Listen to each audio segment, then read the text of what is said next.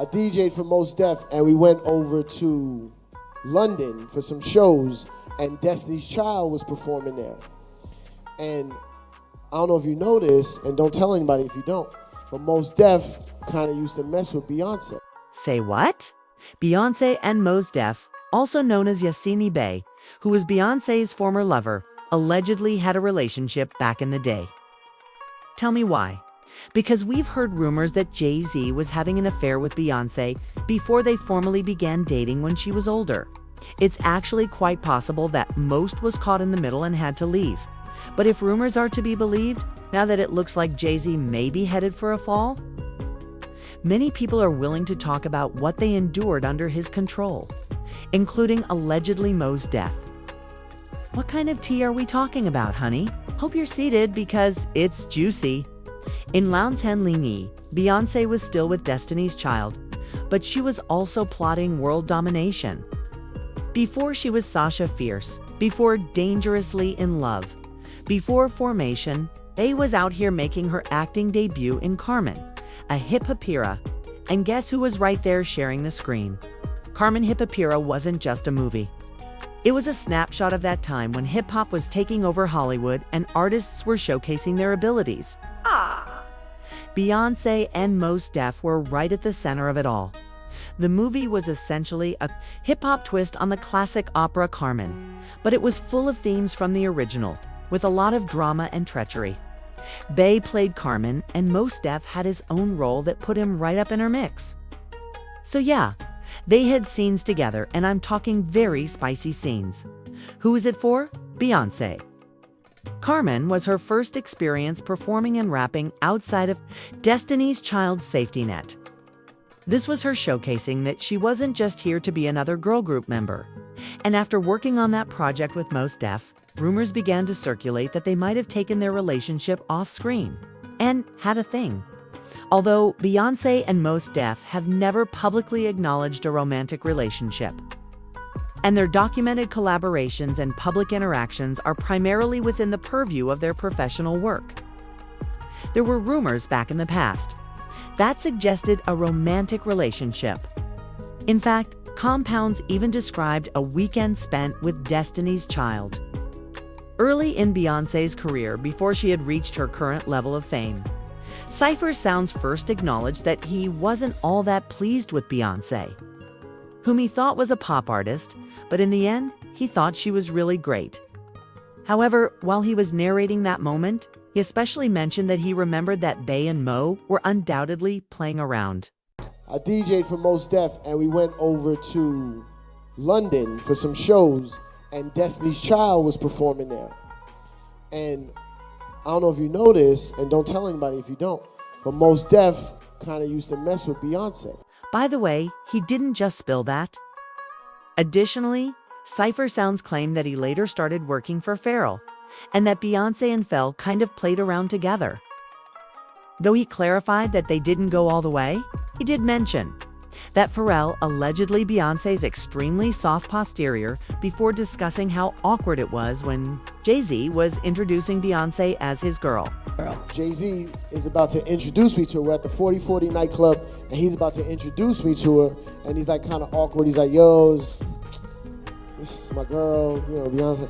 And she gave me the look, like, which if you don't know how to read, Jamaican girl, what does that look? Now, it's said that even when Beyoncé was dating Jay-Z, the majority of developers still wanted her. If there's one thing we've learned over the years, it's that Jay-Z doesn't like it when people want Beyoncé. Apparently, he found out, and things become complicated. But could this supposed entanglement have been one of the hidden tensions that fueled Mos Def's frustration? And so-called disappearance was stepping away most of the devil's way of keeping the peace, or was he expelled from certain circles for knowing too much? The majority of deaf people didn't just decide to leave the music industry one day. Rather, he became disillusioned and declared that he was done with Hollywood and the music recording industry as it currently exists. However, some have speculated that Jay-Z may have been involved in his disappearance because even after learning that Beyoncé and Jay-Z were dating, most people were still pursuing her. And Jay-Z had to act because he allegedly saw that they had good chemistry. It wouldn't be shocking if Jay-Z pushed Mo out due to whatever was going on between him and Beyoncé. As we've had other artists who experienced similar things, such as Sean Paul. But there was a mix-up in terms of on the video shoot. When I got there the night before the video shoot, I was told I'm not in any scene with her, which to me at the time, the way I was thinking about the video was totally different. I thought we were gonna kind of act something out. So I guess with the rest of my team and everybody in Jamaica wanted to see me paired up with a star that she'd become huge. We're kind of disappointed, so people kind of got like that vibe, like, oh man, what's happening? And then rumors started to happen, and we did several performances together. You see, when Sean Paul was asked once about his Baby Boy collaboration with Beyoncé, he replied that they didn't really hang out, but that he always appreciated her music and beauty. In other words, he was like, hell yeah, when he heard that Beyoncé was going solo and wanted him to do a single. Despite the song's enormous success, Sean Paul pointed out that he only got to perform it 3 times, which actually bothered him. He said that he thought it would be R&B, but it turned out to be a dancehall. So that made him go off and even called the song a banging track. He said that this was all because of rumors that something was going on between him and Beyoncé. In fact, when discussing the dynamics, he was like, I had some people who were working with me for years and they were like, boss, I'm now a fan of yours. I thought, now, but we just had 3 performances and one was at Reggae Sumfest at the time we were both on the Rock the Mic tour. This was 2003. She wasn't on it every day, but she would come on certain dates and do the song Crazy in Love with Jay. Then Sean said that the second time they were scheduled to perform together, things were just weird and there was evident sabotage going on. What happened was that Sean was in LA doing his show and then Bey was performing and they told him to stick around because they would do Baby Boy together, so he runs out there. And the crowd goes wild, but after a while it seems like he lost their energy and to him it was weird. Because he was going wild out there. When the song finished, he went backstage and his own band was all pissed off like, man, that's effed up. You heard yourself, we couldn't hear you in the crowd, your mic was off. Basically, somebody sabotaged Sean's performance by switching off his mic at the time. Sean didn't think much of it because he thought it may have been a glitch, but when it happened again, he knew for a fact that someone was out to sabotage him. They had another performance with Beyoncé in Scotland, and it was an MTV event, and they ended up doing the rehearsal and everything was good, and the performance was going to be where Sean would go up from under the stage. And then they both walked to a big center thing in the middle of the stadium, which was surrounded by fire. That all happened as planned, but when the song reached his part and he was supposed to go, yo, top girl, the song continued, baby boy, you stay.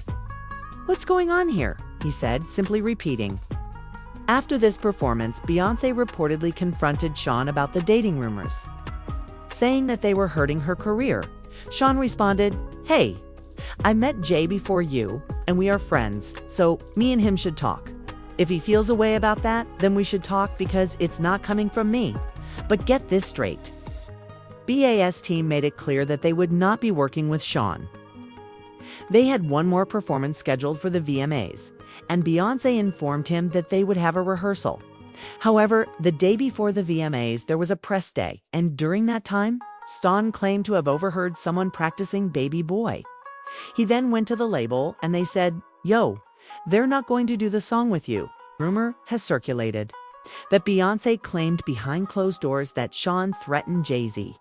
Paul's popularity and charisma, allegedly, she said that Jay-Z did not want her to share the stage with another man, especially one who was already triggering rumors of an affair. Apparently, Jay-Z even accused her of having an affair with Sean Paul and demanded that she cut off all contact with him.